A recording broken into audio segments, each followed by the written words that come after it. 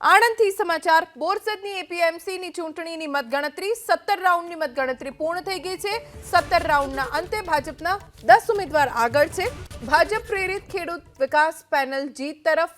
વર્ષોથી બોરસદ એપીએમસીમાં કોંગ્રેસનું શાસન હતું, પણ હવે સત્તા પરિવર્તનના એંધાણ છે, કેમ કે 17 રાઉન્ડની મતગણતરીના અંતે ભારતીય જનતા પાર્ટી પ્રેરિત ખેડૂત વિકાસ પેનલ જીત તરફ આગળ વધી રહી છે। ભાજપના 10 ઉમેદવાર આગળ છે। આણંદથી સમાચાર બોરસદની એપીએમસીની ચૂંટણીની મતગણતરી 17 રાઉન્ડની મતગણતરી પૂર્ણ થઈ ગઈ છે। 17 રાઉન્ડના અંતે ભાજપના 10 ઉમેદવાર આગળ છે। ભાજપ પ્રેરિત ખેડૂત વિકાસ પેનલ જીત તરફ।